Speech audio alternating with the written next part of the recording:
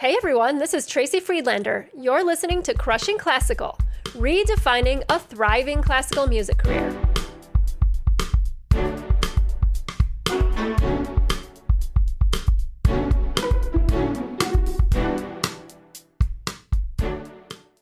On the show today, I have Angie Colee, singer, copywriter, and entrepreneur.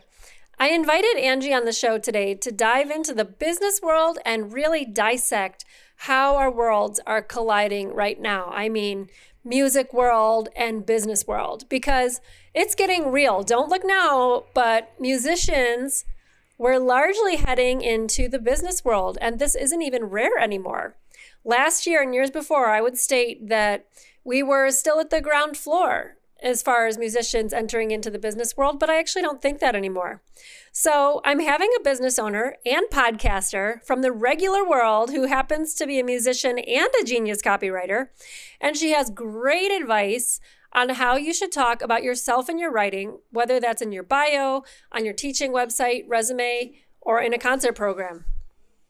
And that's not all. We talk about so much more, but you might be wondering, what is copywriting? So copywriting is the art of writing in a persuasive way that brings people to make a decision.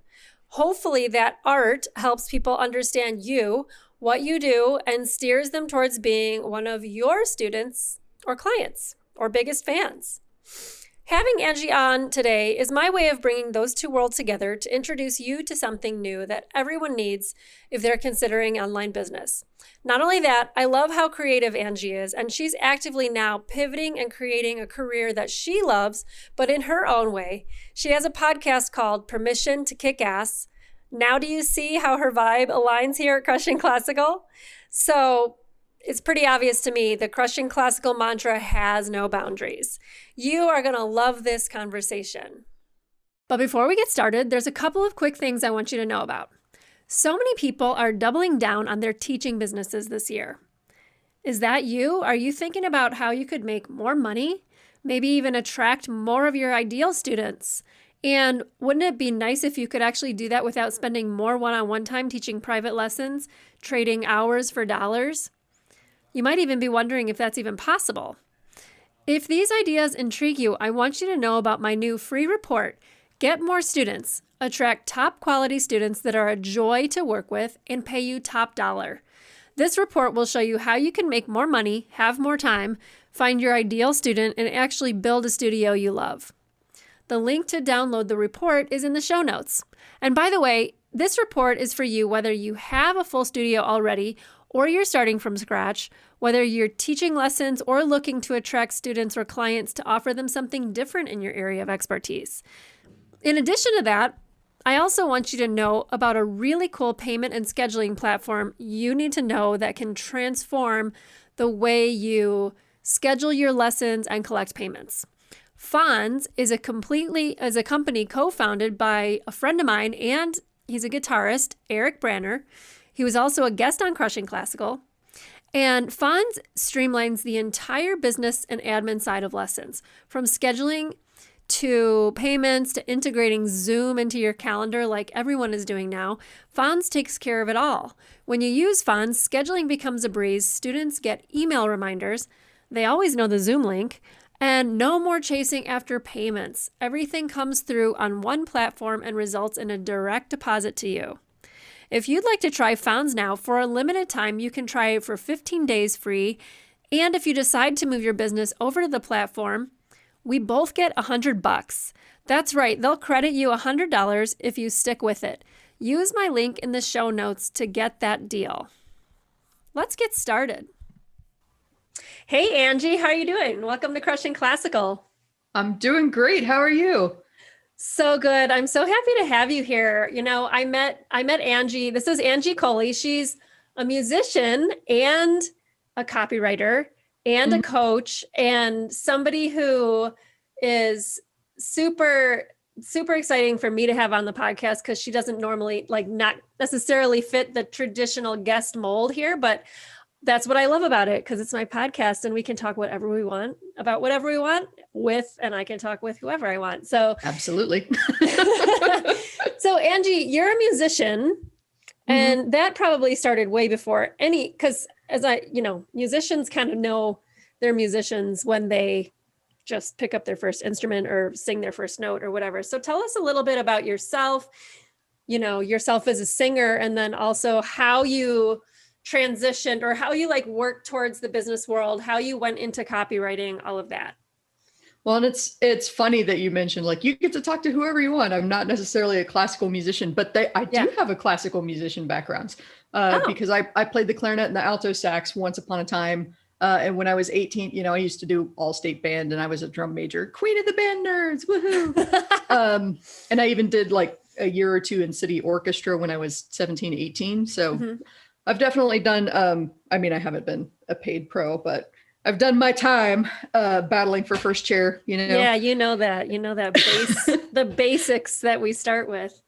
Very competitive. Oh, yes. Yeah. I definitely understand that very deeply. And I'm probably one of the more lazy musicians out there. Like I have a natural inclination toward it and I don't like practicing all the time. So I just kind of show up and do what feels good and then leave. And that's exactly why my musical inclinations, when I leaned into becoming a vocalist, I was definitely called toward the blues and classic rock. And I don't know if you can tell by the way that I'm speaking and that I have kind of a deeper feminine voice, but I'm definitely like a raspy Janis Joplin meets, let's see, could I presume to call myself Ann Wilson? I don't know if I come near it, but I am a belter like Ann Wilson. So, yeah. And then I found a band when I lived in San Francisco. This was years back. And we were together for 5 years called the Red House Vandals. We still got some videos online if you ever get curious and you want to check it out. Lots of fun. And that's the funny thing. Like I've known, like you mentioned, since I was a child that I love music. Like I used to sit in the car and figure out all the harmonic parts to a song that I'm listening to and practice. Like I'd repeat tapes over and over again, trying to nail all the different harmonies. And like my guilty pleasure is these days that you can loop with yourself and create harmony videos with yourself if you can't find somebody that's a strong harmonic singer. That's cool. Yeah, it's fantastic. So yeah, especially since I'm a belter and it's hard to get people to hold harmonies with me since I'm so loud. Yeah. And that's one of the things that I always thought, gosh, I'm such a music nerd, but I've listened to albums so many times on repeat over and over and over and over. Mm-hmm. And I've got one of those weird, my sister and I share this, like we memorize song lyrics, we memorize melodies very easily. We memorize movie lines too. We'll quote movie lines back and forth too. So I think like all of these are definitely strong indicators that you or your child is a very creative person. Yeah. And like I used to write stories when I was a child too. I think the first story I wrote was when I was like 5 or 6, when I almost slid down a hill into like a mosquito infested swamp. And my dad saved me. He saved me. Dad is my hero, but also split his pants, which to 5-year-old me was the funniest thing on the face of the earth. So I wrote a story about it. Sorry, Dad. The story is being relived now. And so there was always this kind of internal struggle, I want to say, growing up, because there were definitely forces that were steering me toward, you're so smart. Why don't you be a doctor or a lawyer or something with a guaranteed future? And I just wanted to write stories and sing. That's basically all I wanted to do. But I did follow the directions because, not even joking, my tiny Texan grandmother threatened me with a shotgun if I didn't go to college. I come from a very interesting family background. Did you major in music or? No, okay. Actually, I have 3 different degrees and I don't even use any of them in my career, right. Which is fantastic. What am I doing with political science and French as a background? Not much. Yeah, so I went to school. I didn't know what I wanted to go to school for since I was fighting against this natural urge to follow my path. Yeah. And so I chose fine arts for my associates. For my bachelor's, I double majored in French and political science. That was really smart, especially since fairly early on I discovered I don't really like politics. And then I went back and got my master's degree, and that is in entertainment industry management. And so it's a hybrid creative business degree that was specifically created because of Hollywood and how the people are always like, the business guys are like, it's called show business, not show art, and how the creatives are like, well, you don't have a business without the art, so get bent. So Oh man, that is a conversation and a half right there, because that's like a summary of the orchestra business. Like there's no orchestra if there's no musicians, but yet a lot of times management acts as though like they're more important than the musicians. It's like, wait a second, if all those people left today, then there wouldn't even be a thing to promote or sell tickets to or anything.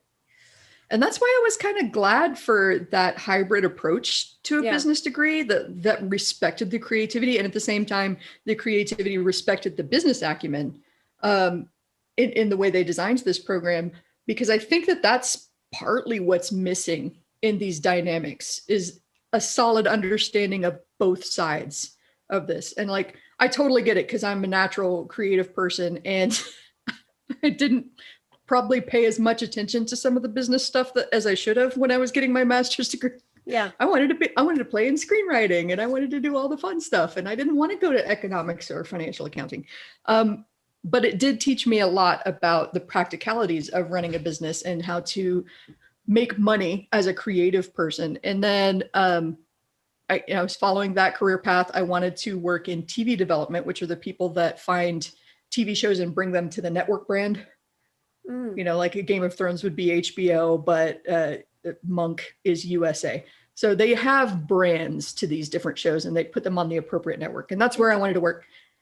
And then I got laid off and I kind of stumbled into this field of copywriting, which is basically sales writing.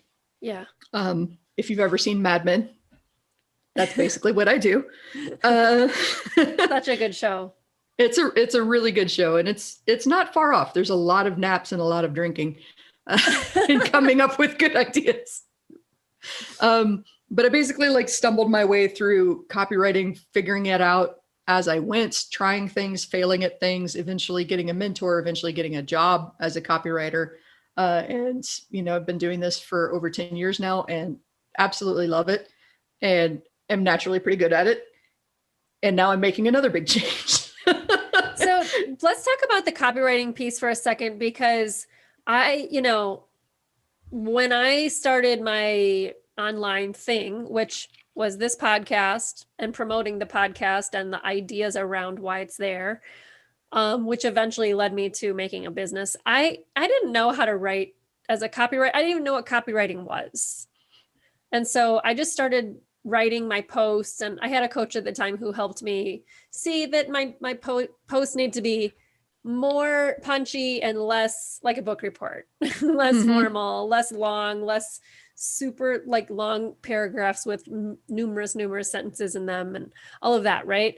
And so but like you said, I kind of fell into it too. How did you get to the point where you were like, oh, now I know how to write copy that makes somebody want to buy something? Or like, how did you cross that bridge from, I think I can write in this style to now I'm being hired to write stuff that makes somebody do something? And that, that's a great thing to talk about, because I think a lot of people getting started in business look around them at what they consider to be a quote unquote professional site, and they kind of mimic that in terms of the, and so that's what I suspect leads to a bunch of buttoned down corporate sounding stuffy about me pages that don't really tell you like synergies, and I don't even know the corporate jargon at this point. So learning to get good at copy was about unlearning all of the crap that I picked up in school about the proper way to structure an argument. And you can't use contractions in the way you write. And heaven forbid you drop an F-bomb anywhere on your site. It's totally unprofessional. Right. Newsflash, my site is called Permission to Kick Ass. So that's no longer a rule that's applicable these days. Yeah. And in real life, I swear, but then I'm like, oh, am I allowed to swear on my website or my podcast?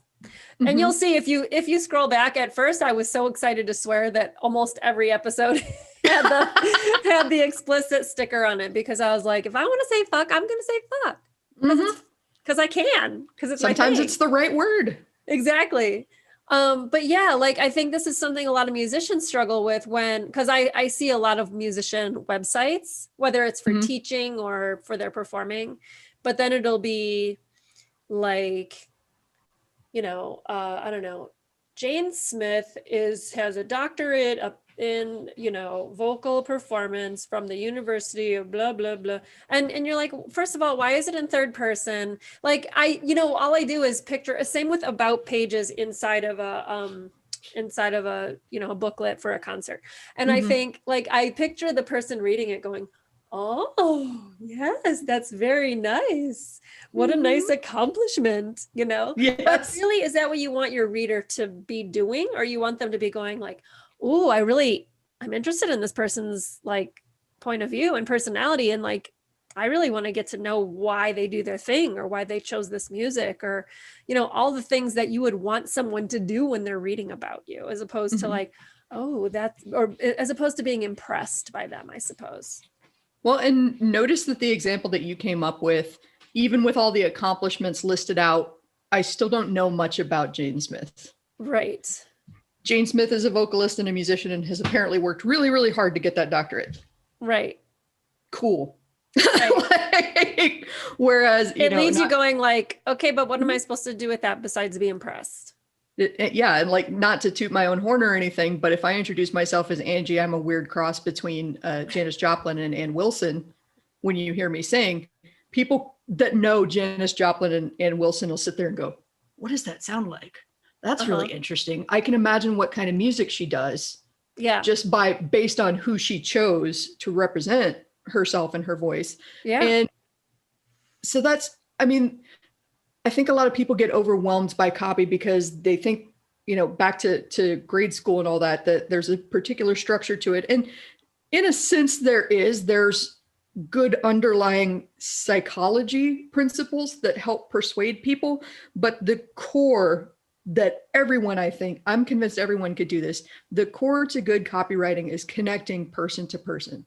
Mm-hmm. Like if I could boil it down to one sentence, it's just one human being connecting to another. And that's a skill that you can learn, no matter whether you consider yourself a people person or a writer or not. Like it's something that you can practice and you can get good at. And I think that you should get good at if you want to stand out. Like in my own copy career, I did the same thing. I followed all of the resume templates and the advice on how to get hired as a copywriter. And I had a very bland but professional looking one-page resume. And things started picking up for me when I was like, you know what? I'm going to use this resume to show who I am and what my style is as a writer instead of talking about myself as a writer. And I think that's Ah, kind of at the heart of what we're talking about. Like, instead of talking about myself as a performer, I'm going to perform this to you. It's just a right. different medium from what I'm used to, like if I'm a clarinet player. But like I Right. changed my writing introduction to be something like clear period, simple period, direct period. Because all of the marketing copy in the world isn't going to do anything if they don't know what the product is. Right. And, and like that was the intro to my resume. And people started actually responding back. Like, I totally get who you are in a nutshell. Just from three Simple. words with periods after them. Mm-hmm. It's like Yeah. simple, unfluffy. I'm not here to win a Nobel laureate prize in poetry. I Right. want to sell things and I want to connect to people that want to buy the things. Right. Yeah. That is so awesome. Like, that is just such good advice. It's such good advice. Every musician needs to hear this because everyone has to write something on their website or they have to tell the person who's designing their website what to write. They have to, it's most of the time, if you're performing or you're creating a website or social media presence at all, either if you're not doing it yourself, someone is asking you to submit. Can you submit a bio, please? Can you submit, Mm-hmm. you're about for this program for the concert, right?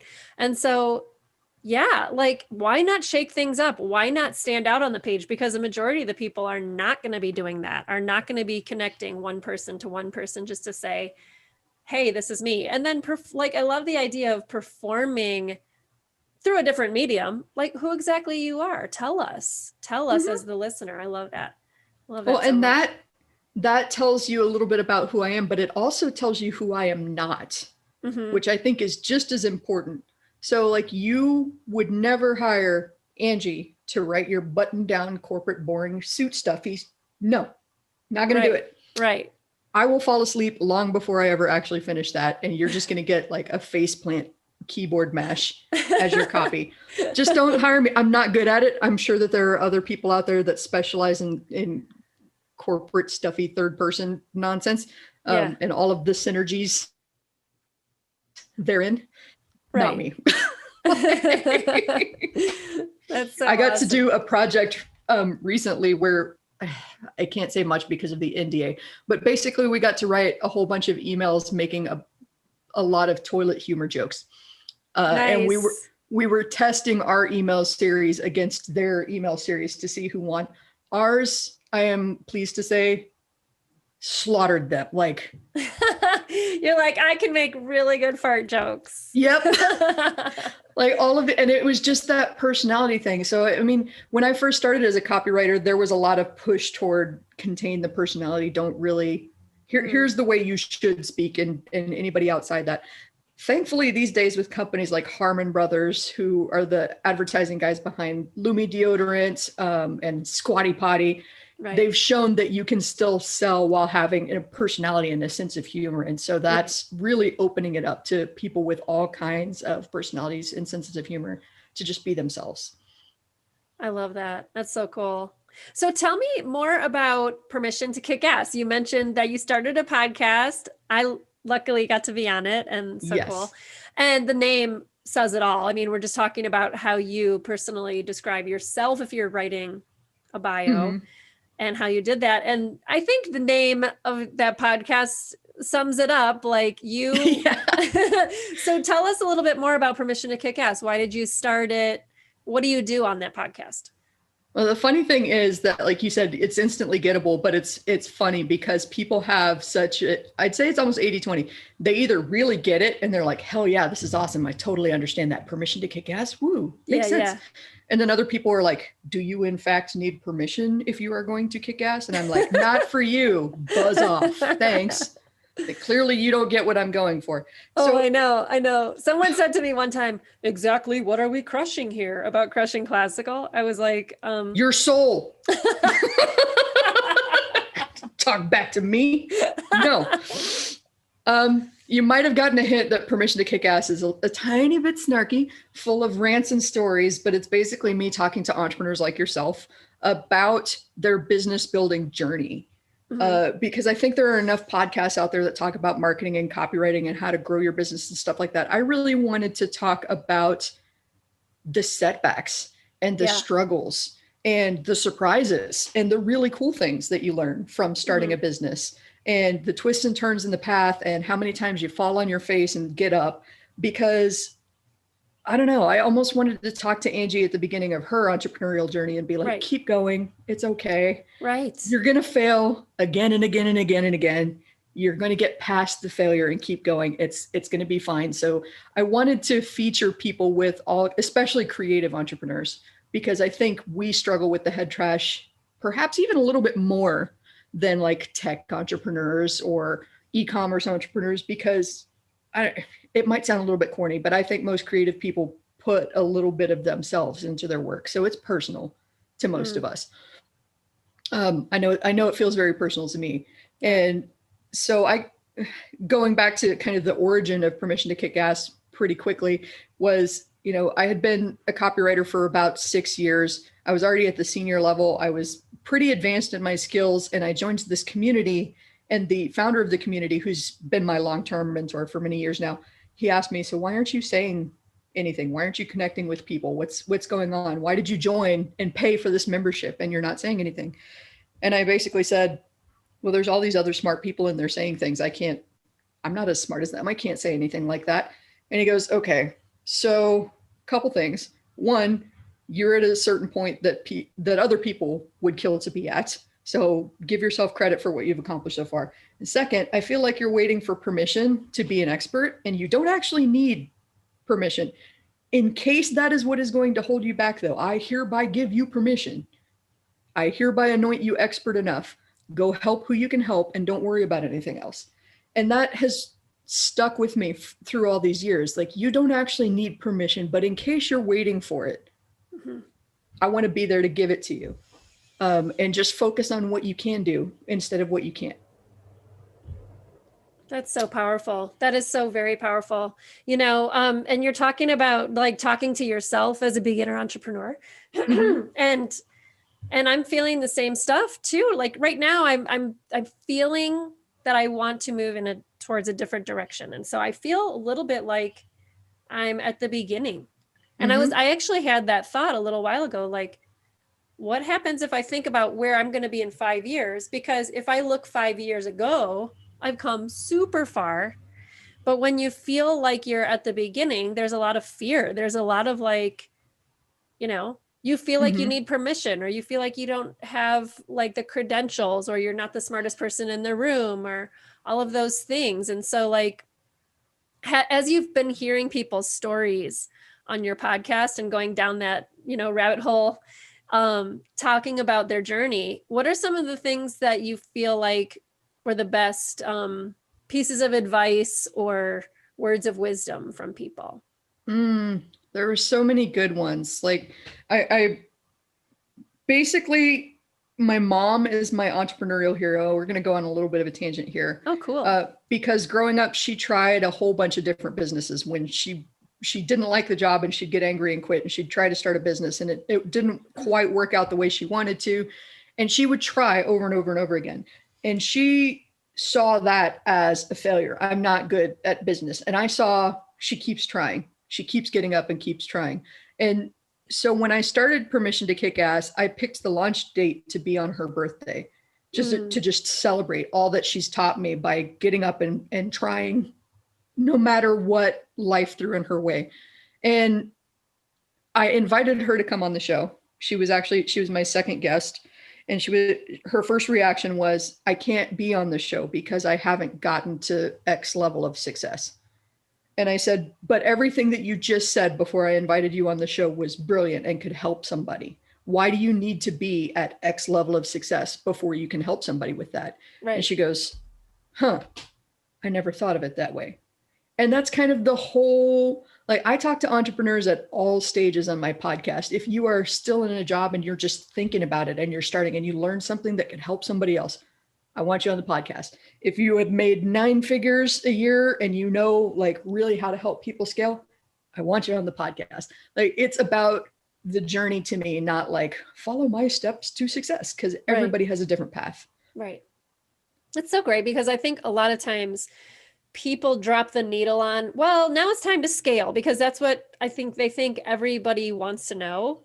And if you're not even in a place where you're making money yet, then you can't scale. Mm-hmm. Or if you haven't started yet, you don't need advice on how to scale. Like, you need advice on how to get out of your own head and move forward. So, and that, like what you had just said about creative entrepreneurs getting in their way a little more because of their own head trash. I mean, that is so applicable to to this audience, but I think you're so right, because the musicians that I help, a lot of them are like, well, who am I to say this or that publicly on Facebook or Instagram?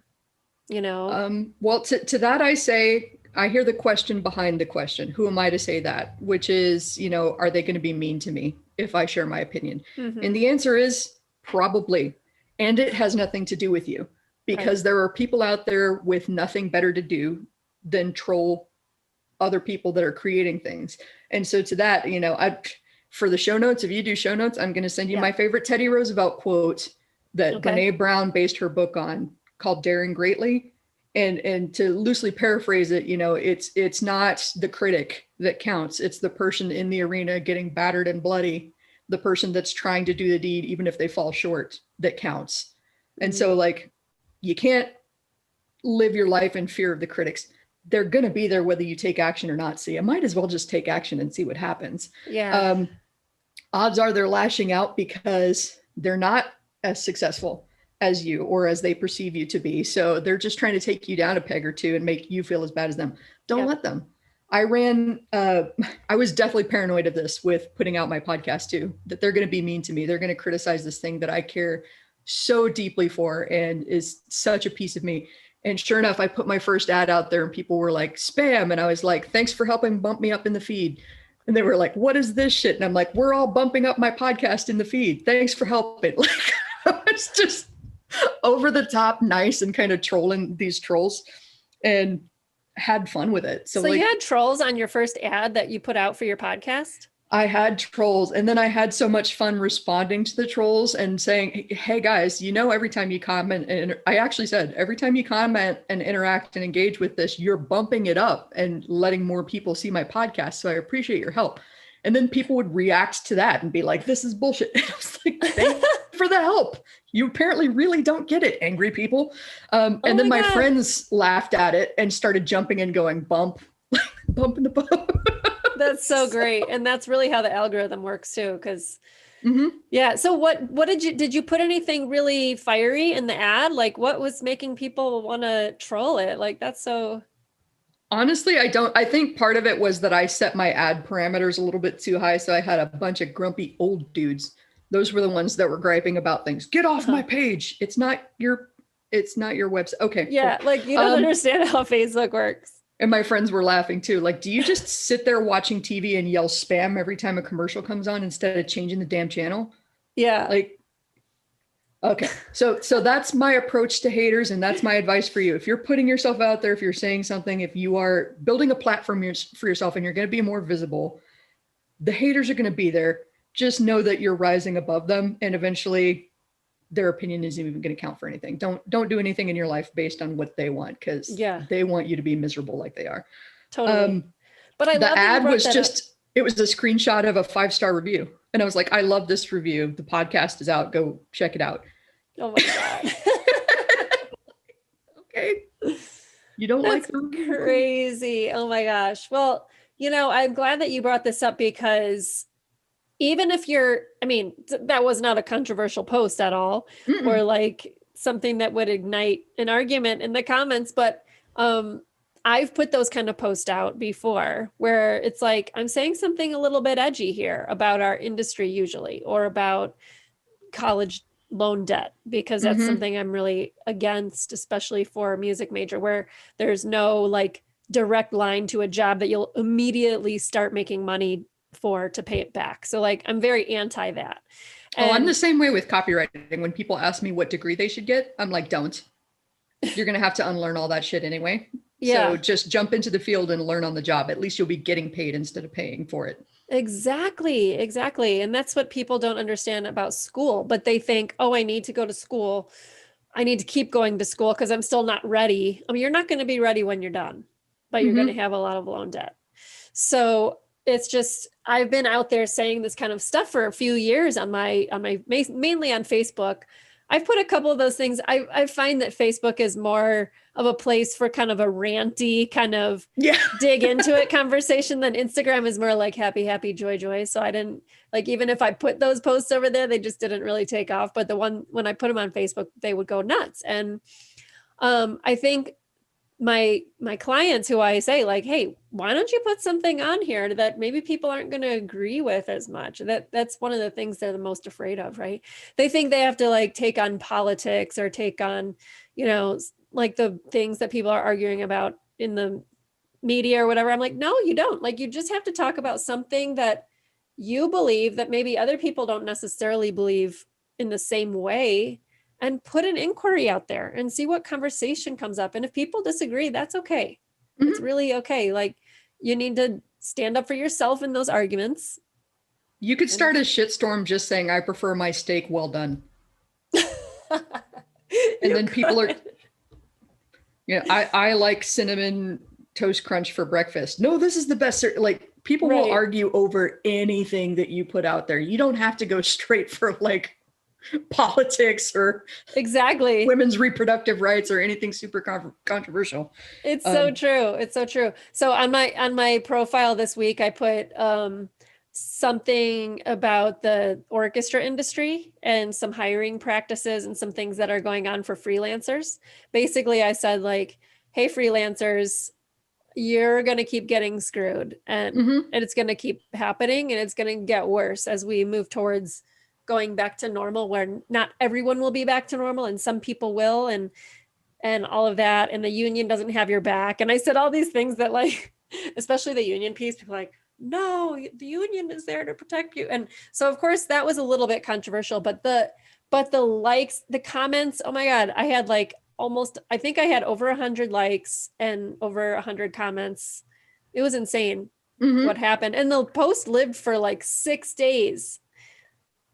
That's Usually a fantastic. Facebook post. Yeah. And so like this really does, it is a thing to do. Like, don't be afraid. Here's their permission. Like there's a permission to kick ass. Here's a permission to start a fiery conversation around something that you care about.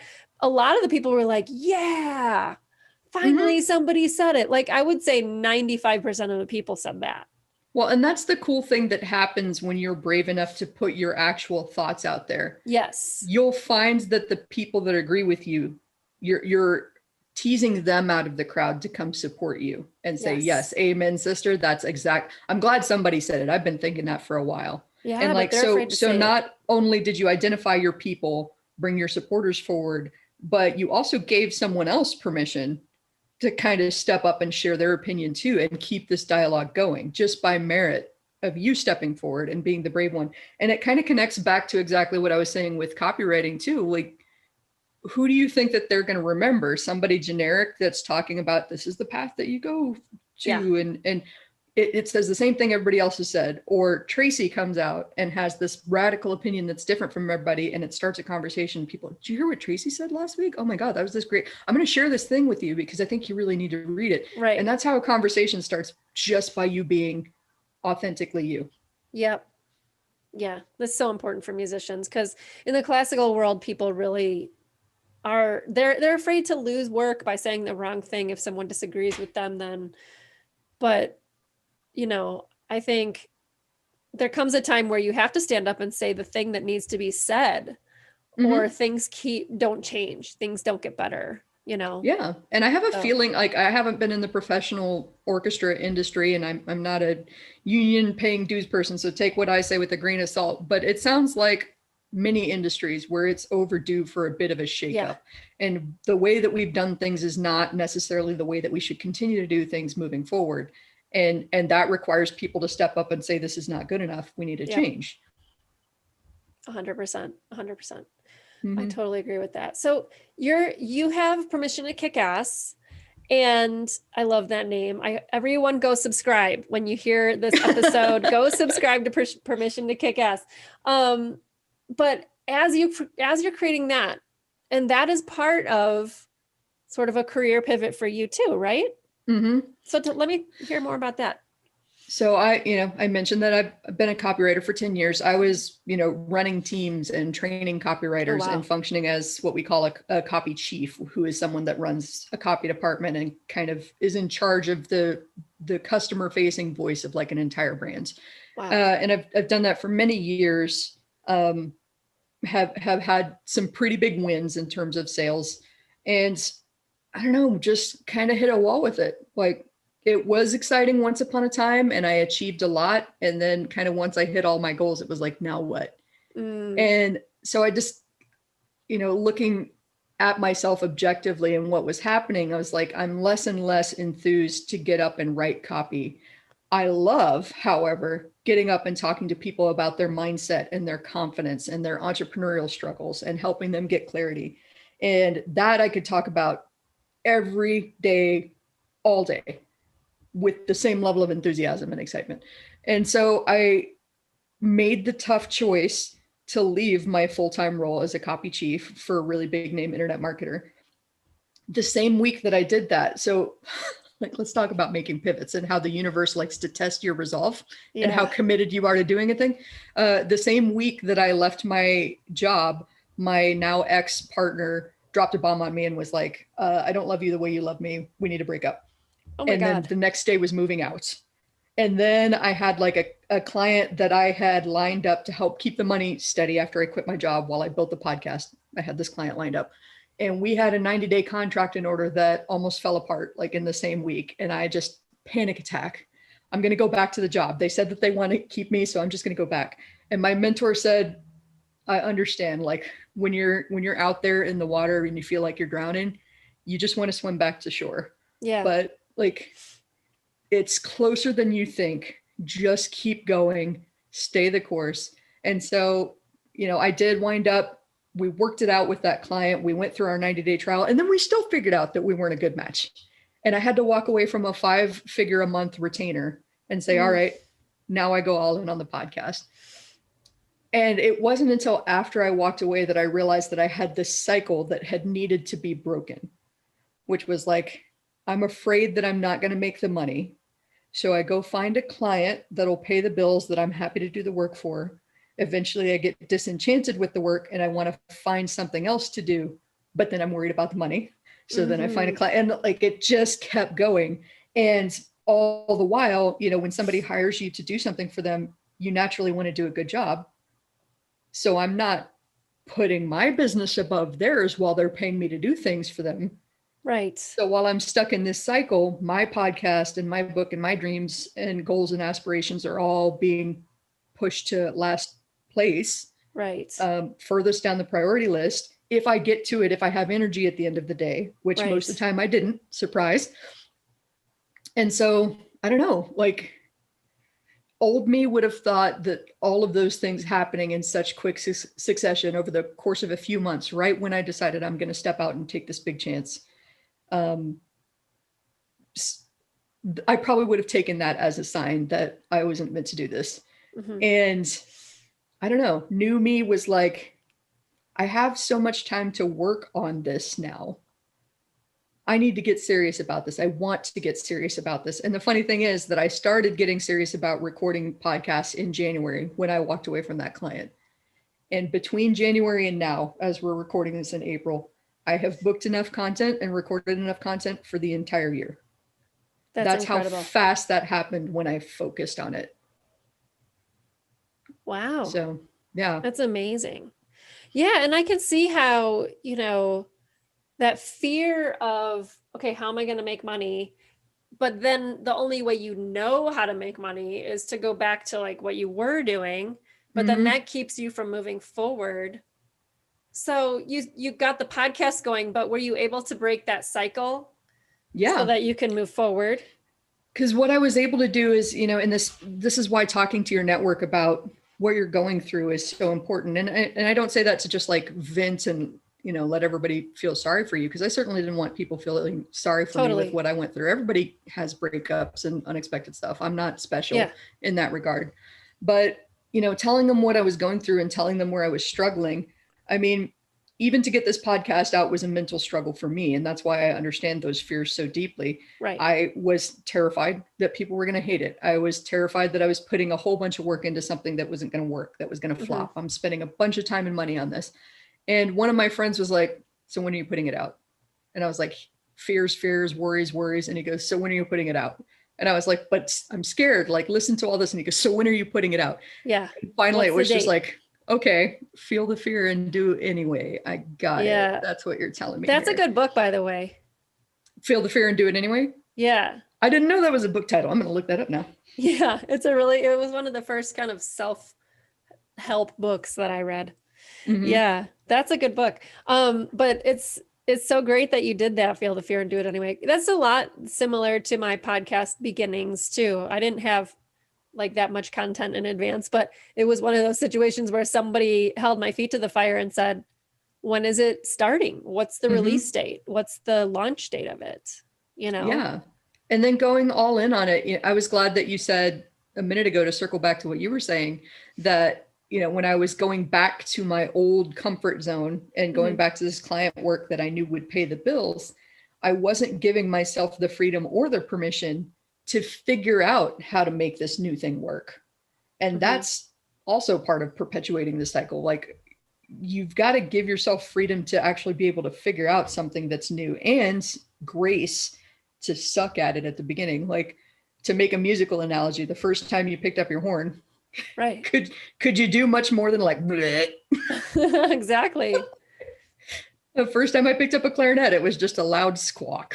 So like, that's what building a business and trying something new is going to be like. And if you just give yourself grace for not being perfect the first time you try something, or even the first 10 times you try it, you go a lot further. Yeah. And it's so funny because, as a musician, that's what happened the first time you picked up your instrument, but that was also like decades ago, right? And it was Mhm. also when you were a kid. And so when you're a kid, you're just like, okay, I'm going to do that for a while. Then I'm going to go outside and play with my friends, and then I'll try Yep. it again later. But when you're an adult, there's so much more baggage around all of it, and so much Mhm. more like pressure, and you need to make money and all of those things. And so I totally understand like this whole thing. I mean, the story of where I there was a day where I decided that I must be bad at business. I must just suck at it. I should quit and go back to what I know, which is teaching the French horn, something I Mhm. really didn't want to do. And I especially didn't want to teach beginner horn players how to start. Yeah. But in that moment, I was like, I'm so bad at business that I'm going to start teaching beginner French horn lessons, because I know I can find some fifth grade kids who need help. And like, this was like my rock bottom kind of feeling, Mhm. like, oh my God, I can't do the thing that I thought I could do. I obviously suck because I have all these feelings about it. Mhm. And the funny thing is that it was right after my husband and I put together this workshop, and it wasn't a failure. We made money. It was a workshop, in-person workshop about how to audition better for high Mhm. school students. But that's not what I wanted to talk about. That's not where I wanted to go, the direction. It was right at the beginning of when I started the podcast and all of that. Actually, it might have been, no, it was when the podcast was very new, like only a few months. And I couldn't see a way to make that into I didn't know how I was going to help people through that podcast. It was just sort of like a thing I was doing, not really sure why. And we did this thing, and I realized I don't want to sell any more workshops. I don't Mhm. even want to talk about auditioning. I don't want to Yeah. do this at all. And I was like, oh my God, I'm a huge failure. I need to start teaching beginning French horn students again. So that was like that feeling of, if I go back there, I can solve my problem of, I can cover up my mistake and start making some money again. And once I Mhm. started to get some like callbacks, like I called, a colleague of mine and said, like, do you know anyone who oh yeah, we need this. And it pays $30 an hour, something like that, to teach, once a week. It was like not barely Mhm. any kind of money. And I was like, oh, what did I do? Like this. Yeah. I So totally get. I'm glad that you said you were having the feelings of I'm bad at business. Clearly, I suck. yeah. Because I think everybody has that. And if you're having that inclination, if you've tried anything new, especially if you've tried business, I'm not at all surprised that you feel that way, because being better at business is a skill. It's a skill set that you Mm-hmm. develop and you learn, and it's separate from your creative art mastery. Being Yeah. one good at one doesn't necessarily mean you're good at the other. Right. Hence, my hybrid creative business degree. And Right. I totally experienced the same thing the first time that I went freelance as a writer. I had no idea what to charge, how to prospect, how to keep things running, how to pay all the bills. No clue. So I Mm-hmm. took a job at copywriting to get better at my craft. And then I took a training to get better at business. Like, I'm not surprised if you've ever tried to start a business and you failed, you feel like I suck at this. It's Yeah. probably because you've been an employee for most of your life. You Right. don't actually know what it's like to own a business. So, of course, why would you go apply your employee knowledge and your employee filter to a business problem and Exactly. expect to be able to figure it out on your own without any help? Like, And that's why do we just, expect that we can just start and then just know and be good at it as soon as we started? mm-hmm. You It's know, like it's unrealistic pressure and expectations, and it makes us judge ourselves more harshly than we need to be judged, I think. And totally. it's all figure outable, but you do not need to figure it all out on your own. You do not need to figure it all out in advance before you get started. Um, And you don't have to yeah. do it fast. Like you don't need to be in a hurry to do it. Mm-hmm. But I love that what you just said about you don't have to figure it out in advance. Because Nope. I think that's what stops a lot of people too. Like once I know all the things about it, then I'll start. And I think Mm-hmm. that's what keeps people in college longer. Yes, not knowing and they want some sort of certainty. And I Yeah. get it. It's kind of human nature to really want certainty and stability, but Yeah. even stability is an illusion. Like, we're recording Mm-hmm. this in 2021, the tail end of a global pandemic. Lots of people lost their jobs last year through no fault of their own. They did Right. nothing wrong. Right. They still lost their jobs. So, I almost see business building as a way to be even more stable and secure Yes. than somebody with a job. Yes. Because if something happens, like most of the business owners that I know that were doing like freelancing and online, they actually saw an uptick in business last year as people lost their jobs, but the work still needed to get done. Yeah. So, and that's not to minimize the suffering of the people that lost their jobs, but like if something happens to me, I know that I can hustle a little bit harder and make up that income gap.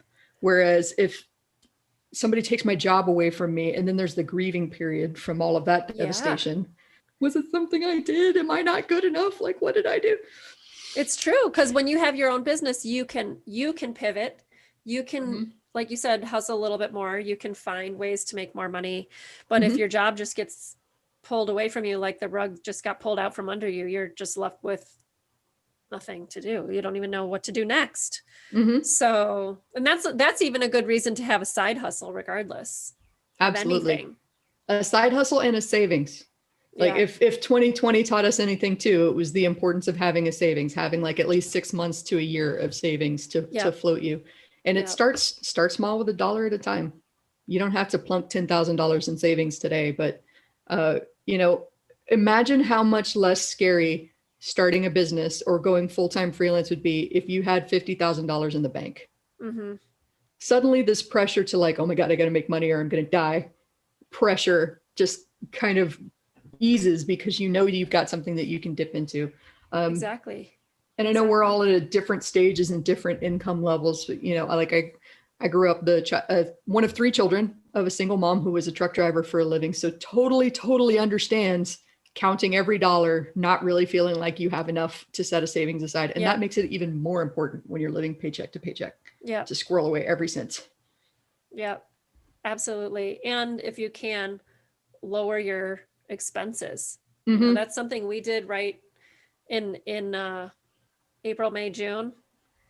We lowered we moved to a different country. We moved to Mexico where the expenses are drastically different. And that was only then that I really realized, wow, what have I been spending? Just because of the living expenses are so much less. Absolutely. So like if that's, I'm not saying everyone needs to move to Mexico, but like if you live in a house that maybe you have extra rooms you don't use and you're renting and hey, it makes more sense to move to a smaller place and, can still be nice. Get roommates. Exactly. Yeah.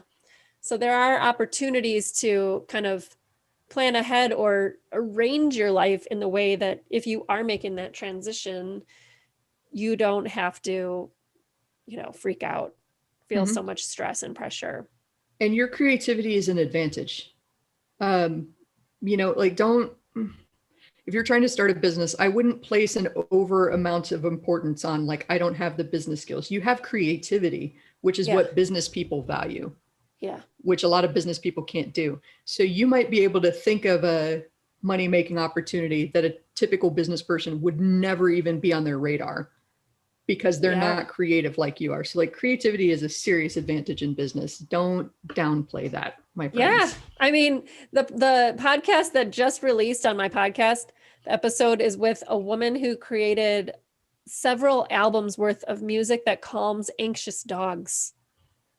Talk about a specialty. That's fantastic. I know. And talk about creativity. Like I never would have thought of that, but it works. I think there were some studies done and then she experimented with it and it was real. And then she started promoting it and people were buying it and then they still buy it because people, crazy dog people. I'm kind of a crazy dog person.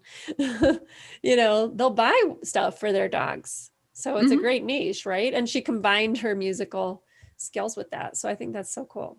Absolutely. That's the beauty of being in the world that we live in today. It's like you can connect with people in tiny, tiny little corners of the internet and rejoice over your mutual weirdness. Like one of my favorite podcast interviews was with somebody that when she originally started her business, it was helping people learn how to sew historically accurate corsets. Talk about a niche within a niche. Like, yep. Oh, wow. Yeah. Like 19th century corsets. And her big gripe is like, I hate all the TV shows where the woman is like, I can't breathe in a corset because that's not what they do. It's structure. It's not reducing your lung capacity. She goes on rants about that and I love it. And now she's expanded to, there are a lot of people that are interested with dramas like Bridgerton and Downton Abbey. And historical costuming and stuff. So she's expanded her business to talk about that. And whenever anybody's like, I can't start a business doing that, I'm like, oh, really? So my friend teaches people how to sew historically accurate corsets, and she's got quite an amazing business doing that. I know and your excuse is exactly. Oh, I love that story. Because you go, yeah. I mean, you pull these random things out and you go, but this person's making money, like a lot of money doing that thing, something you never even knew existed. I know people teaching knitting online. I know people teaching tennis lessons online. Like, there's a lot of opportunity online if you're willing to put in the work. Because like when you first build a business online, it's going to feel like you're screaming into the void and no one is paying attention. I've felt the same way. Everybody else I know, but it's connecting somewhere out there. And I know this because like months after I put something out, somebody will write to me and be like, oh, so that thing that you said a while back, I totally stole that and used it over here. That happened to me just the other day. Really? I think I said some copywriters get really, no, I'm just going to say it. They get really stick up their ass about grammar. And I am not a stickler for grammar. I'm like, does it sell? Does it connect? Cool. Does it make sense? That's all I care about. Is it grammatically correct? But what about there, and there? There, I am a stickler for, but like, welcome to the home of which I am proud. Like, nobody talks like that. It's true. It's true. So I you're definitely okay write with like where you at? Where are you at? Yep. If that's how the people that I'm I'm speaking to speak, then I will speak like they do versus grammatically correct. So some of them get really upset about that and they really want to teach their clients and like be right. And I asked somebody, is this the hill you want to die on? Like whether that should be a comma or a semicolon, whether this should be an Oxford comma. And people thought I was being dramatic, but like, no, like I do not care. If I've made my point as to why I think this is right and my client pushes back on me and says, no, I really insist on it being this way, I'm going to roll my eyes and I'm going to let them have their way because this is not the hill that I want to die on. I love that. And I said that in a rant one day. And then like literally yesterday, somebody was like, I stole that and used it in this post over here. And I was like, I'm pretty sure I stole it from somewhere. So go ahead. That's so great. Is this the hill you want to die on? Yes. I could have said that to so many people in the comments of my post. Like, really, you're going to argue this minor detail of what I said and what happens if it's this scenario? What happens if it's that scenario? I was like, that's not even the point I was trying to make. So I'm just leaving. I'm leaving the room. You can sit there and do that if you want. Yeah, exactly. I love that. So we already talked about your podcast. What do you have to promote for my audience who's like, I want more of Angie Colee? Tell me everything. That's awesome. So you can catch more of my sultry voice at my website, Permission to Kick Ass, where so in copy, we talk about this lead magnet, which is basically a freebie to get you to sign up for my email list. Hint, hint, sign up for my email list, subliminal subtext. If you sign up at Permission to Kick Ass, it's the second one. If you sign up there, you will get my 10-day audio training for free, which is 10 days to business badassery. And it's part strategies and tactics, like actual concrete steps that you can take to build a business. But it's a lot of mindset too, because just like we've been talking about this entire episode, often the only thing holding us back is what's happening in between our ears. And I really, really just want to help you punch your own fears in the face and get moving again. That's so great. You know what? I'm going to sign up for that as soon as we end this call. Fantastic. Woohoo. That's awesome. I realize I'm not on your email list and I should be. I send out a Monday newsletter called Kick Monday's Ass, which I'm sure is very surprising. Nice little dose of positivity. Usually includes like some what's happening in my life as I'm a full-time digital nomad and I'm traveling. I wrote a goofy story about failing at making a smoothie the other week that people really loved for some reason. Usually includes a business video of some sort with some advice, a badass of the week segment where I find something positive out there that's happening in the world and share a little bit of good news. And since you're all musicians and you'll love this, I also have a section called On Repeat this week, which is whatever song is just earworming its way. Yep. What's in your head this week? It's a song called Seed of Memory by Terry Reid. It's a very super mellow, like really tight harmonies. Oh, it's fantastic. I'm going to send you a link after we get off this call. Okay, I'll put it in the show notes for sure. It's been in my head. We've been going down the rabbit hole of Flight of the Conchords songs. Oh, I Do you haven't know listened to this? those. I need to check it out though. Oh, well, you know the show, right? Hmm. I've The heard of it, but I haven't watched it. So now I feel like I need to. Oh, now you have to. It's kind of random. Like their Hmm. comedy is random but funny. And so there's this song that came from one of the all their songs came from the episodes. So they're on Spotify, but there's this song called Carol Brown, and it's about all the women who've broken up with him and how they've done it. And it's really funny because he's a lyrics master. Jermaine. His name is Jermaine. What's his last name? Jermaine. But that I feel like I song, can picture him, like the dark wild hair and the yeah, glasses. exactly. Yeah. Exactly. The only reason we did that was because my daughter became obsessed with the song Shiny from Moana. And Oh, then that's when I right. realized it was that guy, I was like, oh, it's him. And then I was like, oh, we got to listen to his other songs. And we started listening to Carol Brown, took a bus out of town. That's awesome. Super funny. So yeah, well, I'll link both of those songs in the show notes. And Angie, this has been so much fun. I feel like I could talk to you for hours. So thank you so much for being on Crushing Classical. Thank you. The feeling is absolutely mutual. We'll just keep, you know what? We'll just make mutual podcasts talking We'll to just each be other. like tennis back and forth. Yeah. We'll just keep being guests on each other's shows and it's going to be amazing. Awesome. I love it. Thank you so much. Thank you.